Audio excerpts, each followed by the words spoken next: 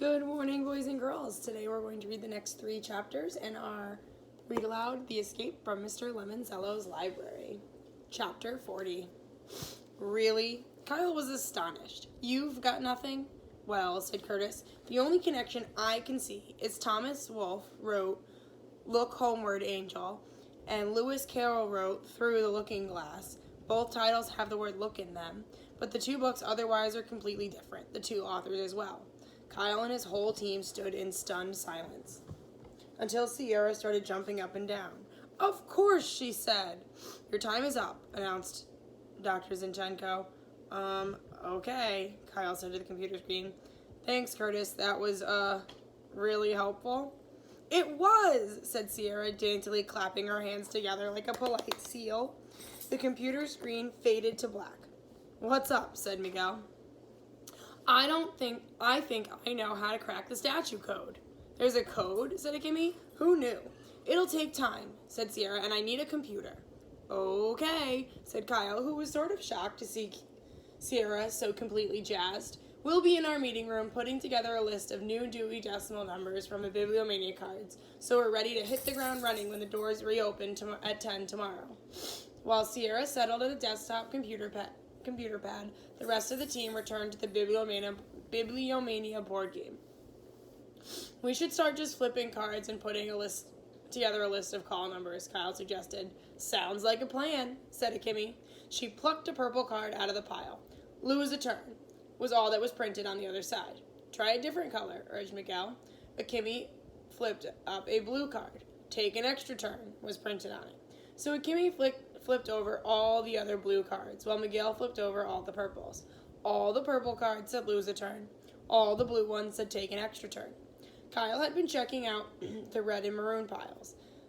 The reds all say pick a yellow card, he reported. The maroons all say grab a green.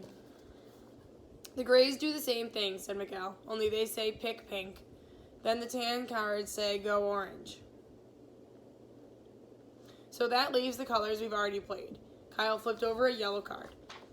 In the square root of 48,629.20271209. What the? Said Akemi. Hang on, said Miguel. There's a calculator app in the desktop computer. Kyle read the rest of the card. Find half of 4, 40, 30. Well, that's 22015 again, said Akemi.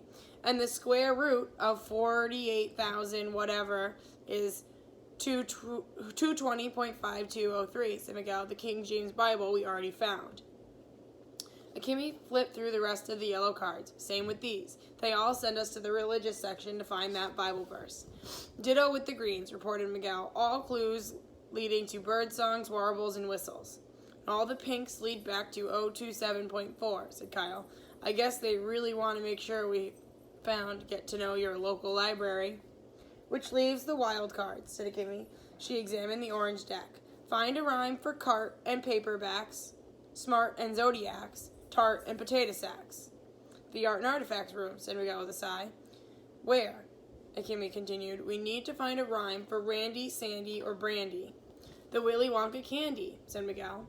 So, I'm guessing the Bibliomania game was only supposed to help us find the 4 clues we already found. But we need to know more numbers, said Miguel, because a library should be a no place for no bodies. When Miguel made this pun, Kyle and Akemi both groaned. But Kyle thought of something. This is why Mr. Lemoncello called our timeout a bonus. He knew we'd need a ton of time to find new source of numbers. Just then, Sierra burst into the meeting room. You guys, I found a whole bunch of new numbers. What? Said Kyle Akemi Miguel. Where? Up on the ceiling. You need to look up at the Wonder Dome, said Sierra. Huh? Said Kyle. Sierra and her whole team were standing together outside the door to community meeting room B. She hadn't been this happy or excited in a long time. Sierra, said Akemi, why exactly are you suggesting we give ourselves a crick in the neck by staring at the ceiling? Okay, this is a game some of us play online called What's the Connection? I put up a list of authors and you have to figure out how they're linked by the titles of their books. Whoa, said Akemi, sort of sarcastically. Sounds like fun. It is, but believe me, it is not easy. What'd you figure out? Asked Miguel. Well, like Curtis said, Thomas Wolfe wrote Look Homeward, Angel, and Carol Lewis wrote Through the Looking Glass. That got me thinking and running computer searches. Stephen Sondheim wrote a book called Look, I Made a Hat. Maya Angelou wrote Even the Stars Look Lonesome. And Sudanis Bach wrote This Isn't What It Looks Like. They all have look in the title, said Kyle. But what about the other 5 authors, said Akemi. Did they write look books too? No, they're up there for a different word. Booker T. Washington wrote Up from Slavery, and Shel Silverstein wrote Falling Up. And Dr. Seuss, said Kyle, A Great Day for Up. George Orwell did Coming Up for Air, and Todd Strasser did a book called If I Grew Up. So the 10 statues give us 2 words, said Miguel. Yep, look and up. So I did. I looked up at the Wonder Dome. There, did you see it? A string of numbers had just drifted across the 200 screen under the Star of David. 220.5203, said Miguel. Akemi knuckle punched Kyle in the arm. This is just like that bonus code thing you showed me on the school bus. Of course, said Kyle. This is a Lemoncello game. He always hides secret codes in screwy places. Way to go, Sierra. Thanks, said Sierra, realizing how much more fun it was to play this kind of game with real friends instead of virtual ones on the internet. But we were already found the same 200s number in Bibliomania, said Miguel. True, said Kyle. Check out the sections for numbers the cards wouldn't give us. Everybody craned their necks to focus on the graphics swimming across the 10 panels overhead. Here comes another one, said Sierra, in the 600s, right underneath the floating stethoscope. Got it, said Kyle. 624.193. Woohoo, said Akemi.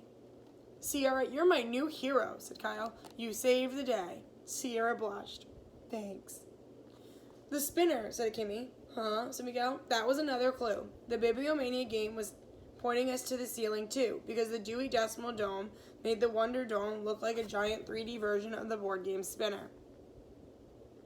Awesome, Sierra, said Miguel. Absolutely awesome. Sierra and her teammates stared up at the ceiling for over an hour. At 12:30, they finally laid down on the floor so they wouldn't cramp their neck muscles. Because every 15 minutes, the animated ceiling looped through call numbers for every Dewey Decimal room in the library, except one. And then the sequence repeated itself. How come there's no 300s number, said Miguel. Probably because the one book we really, really, really need is there, said Kyle. That Lemoncello, said Akemi. What a comedian. Chapter 42. Peering over the railing on the 3rd floor balcony at close to 2 a.m., Andrew Peckelman saw Sierra Russell sitting alone in the Rotunda reading room. Andrew spent the night on the 3rd floor losing video games to Charles and being reminded about how much he needed to break into community about how much he needed to break into community meeting room B to borrow any clues Kyle Keeley's team had gathered, to pay Charles back for wasting so much time of the team's time on the Anne of Green Gables clue due to his foolish fear of heights. Andrew had promised Charles that he would do whatever it took. If anyone on Team Keeley is going to help us break into their headquarters, Charles had said, it will be the shy girl who is constantly reading. Have you ever noticed what Sierra Russell uses for a bookmark? No, Andrew answered honestly. Her library card, which of course doubles as a key card for meeting room B. Find a way to borrow it? Isn't that illegal? Of course not. This is a library. People borrow books, don't they? Well, yeah. Did I mention that I have 3,000 Facebook friends, 2,000 Twitter followers? Each and every one of them will hear what a weenie and a wimp you are if you do not do this thing to guarantee our team wins. So Andrew made his way down to the 1st floor. Sierra, as usual, was reading a book. As he moved closer, Andrew saw a flash of white. Charles was right. Sierra was using her shiny white library card to mark her place in the book's pages. He made his way to the cluster of overstuffed reading chairs. Good book? His voice startled her. Oh, hello, yes. Mind if I join you? He slid into a crinkly leather seat opposite Sierra. So, what are you reading? Charlie and the Great Glass Elevator by Roald Dahl. Oh yeah, I've heard about that book. Where's the rest of your team? They went to bed. Want to get up bright and early before the doors on the 2nd floor open up again. Yeah, Haley and Charles conked out too. Guess it's just us bookworms, huh? Well, it is kind of late, said Sierra. I'm going to go upstairs and... May I take a look? At your book. I've never actually read it. I just tell people that I have. Oh, sure. Sierra handed it to him. Thank you. Andrew flipped through the pages until he found the spot where Sierra had tucked her library card. Wouldn't it be cool if this library had a flying elevator like that one in the Willy Wonka movie? Especially if you could use it to crash through the roof like Charlie and Wonka did. That'd be a pretty cool way to escape from the library, huh? Yeah, I guess. That was when Andrew made the switch. He slipped his library card into Sierra's book and palmed hers. Charles would be so proud of him. So, he said, closing the book, did you ever read The Elevator Family? No, I don't think so. It's all about this family that lives in the elevator of a San Francisco hotel. And let's just say, the book has its ups and downs. Andrew laughed hysterically because it was one of the funniest jokes he knew. Sierra sort of chuckled. He handed her book back her book. Overhead, the Wonder Dome dissolved out of its Dewey Decimal Mode. With a swirl of colors, it became a bright green bedroom with a pair of red-framed windows, looking out on a blue night sky with a full moon and a blanket of twinkling stars. In the great green room there was a telephone, a red balloon, and a picture of a cow jumping over the moon. The ceiling had become the bunny's bedroom from Goodnight Moon. The old lady bunny in the frumpy blue dress hopped into the rotunda reading room. 2 tiny cats followed her. Great, said Andrew. Another stupid hologram. I think she's cute, said Sierra. Hush, said the bunny. Good night clocks and good night socks. Good night, Sierra. Good night, Bunny. Sierra took her book and headed upstairs. Good night, Andrew, said the bunny.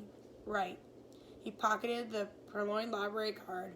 He couldn't do anything with it right away, not while the holographic bunny's handlers were watching on the spy cameras, but first thing in the morning.